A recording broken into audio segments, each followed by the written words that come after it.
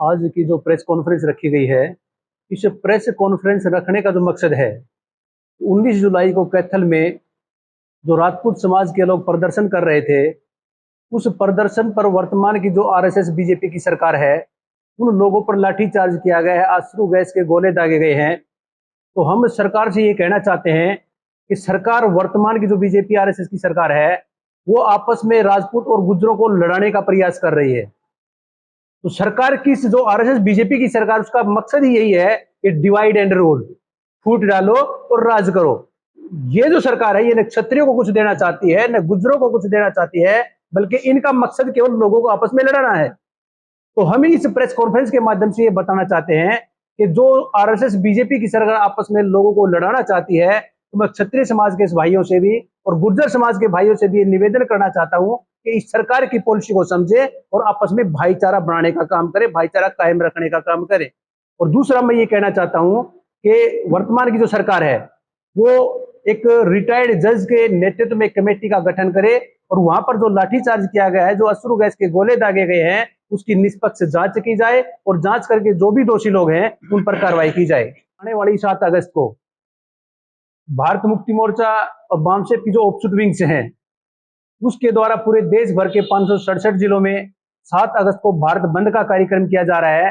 वो भारत बंद करने के पीछे हमारा जो मकसद है कि वर्तमान जो आरएसएस बीजेपी की सरकार यूनिफॉर्म सिविल कोड जो लेके आ रही है, उस यूनिफॉर्म सिविल कोड के माध्यम से बहुत सारे लोग प्रभावित हैं। शेड्यूल ट्राइब के लोग जो आदिवासियों हैं, आदिवासियों के जो संविधान के अकॉर्डिंग जो 5वीं और 6ठी अनुसूची है, उन लोगों को ये जो यूनिफॉर्म सिविल कोड है, इसके माध्यम से उनकी जल जंगल जमीन, उनकी संस्कृति, उनकी सभ्यता से बेदखल करने का एक षड्यंत्र किया जा रहा है। तो इस यूनिफॉर्म सिविल कोड के विरोध में, और दूसरा मणिपुर में जो हिंसा आरएसएस बीजेपी के द्वारा प्रायोजित जो दंगा करवाया जा रहा है, उसके विरोध में, और वर्तमान की जो सरकार आरएसएस बीजेपी की है, वो वोटिंग मशीनों में सेटिंग करके चुनाव जीतने का काम कर रही है, उसके विरोध में। और जो बैकवर्ड के लोग हैं, बैकवर्ड के लोगों की गिनती नहीं हो रही। इस देश में जानवरों की गिनती होती है, जंगली जानवरों की गिनती होती है, गाय की गिनती होती है, पेड़ पौधों की गिनती होती है, यहाँ तक कि इस देश में जो कुत्ते हैं, आवारा कुत्ते कितने घूम रहे हैं, आवारा कुत्तों की भी गिनती होती है, मगर बैकवर्ड के लोगों की गिनती नहीं होती। इन सब के विरोध में हम जो लोग हैं 7 अगस्त को भारत बंद का कार्यक्रम भी करने जा रहे हैं। हमारे ऊपर कोई महिला आरोप ना लगा दे और कुछ हमारे साथ गड़बड़ ना हो जाए। तो इतनी भारत के अंदर जो हमारा एक मणिपुर हमारा भारत का अभिन्न अंग है, उसके अंदर इतनी बड़ी बड़ी बातें हो रही हैं। हमारे प्रधानमंत्री जी विदेशों में घूम रहे हैं, क्या उनको इतना भी टाइम नहीं है एक बार भी हम मणिपुर में जाएं, वहां के हालात को काबू में करें? जो हमारे फौजी भाइयों के लिए अफस्पा कानून वहां से हटाया गया, उसको दोबारा नहीं लागू किया जा सकता क्या? वो भारत का ही तो है। वो सारी चीजें देखने लायक है। और हम आपके चैनल के माध्यम से सभी साथियों से, जितने भी सभी जातियों में बटे हुए लोग हैं, जितने भी सामाजिक लोग हैं, जितने भी जागरूक लोग हैं, वो समझे इस चीज को।